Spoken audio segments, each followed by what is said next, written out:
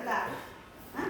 YouTube लावा चालेल, कीर्तन लावा चालेल, नामस्मरणाचा एखादा जप जो 1 तासभर आहे तो लावा चालेल, अभंगवाणी आहे तो लावा चालेल, आणि ते ऐकता ऐकता आपली सगळी कामं आपल्याला करता येतात ना. पण हे माणसांना करायचंच नाहीये. मग दुसऱ्या दिवशी जर विचारलं मैत्रिणी, अगो बघितलंस का काय झालं, काय झालं? अहो काही झालं नाही, काही झालं नाही. दुसऱ्या दिवशी की नाही, अहो तो सागर पडला की मुक्ताच्या प्रेमात. पडला की पडला ना. आता जिथं तिथं मुक्ताच दिसायला लागलीये, पण मुक्ताच्या ऐवजी मुक्ताबाई दिसली तर काही हरकत आहे का?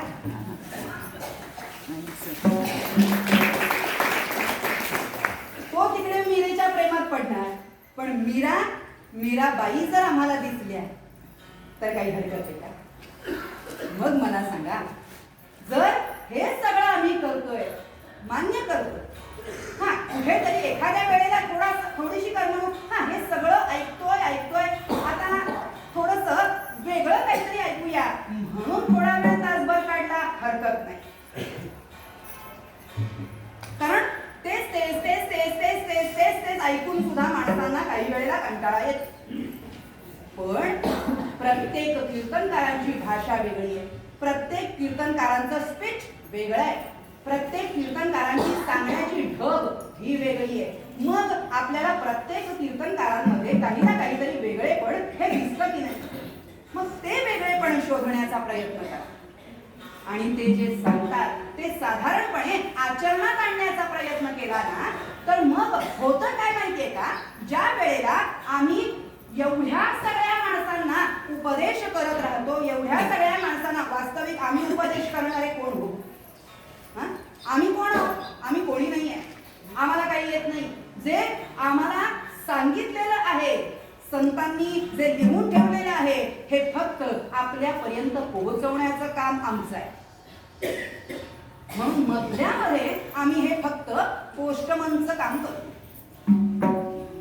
मग हे पोस्टमनचं काम करत असताना अहो केवढी ग्रंथ संपदा आमच्या संतांनी लिहून ठेवलेली आहे.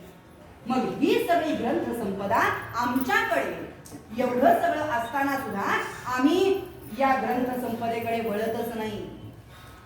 एवढं आम्हाला दिलंय, अहो कीर्तनामध्ये काय नाही आहे मला सांगा, काय नाहीये? म्हणाल तर गाणं आहे, म्हणाल तर विनोदही आहे, म्हणाल तर तत्वज्ञानही आहे, म्हणाल तर उपदेशही आहे. सर्वसामान्य माणसांना कळेल अशी भाषा कीर्तनकार वापरतात,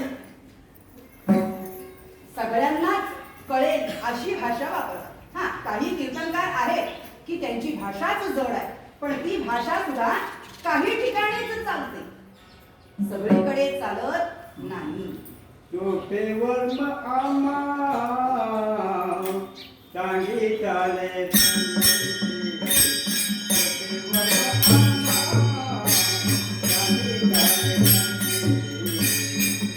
Thank you.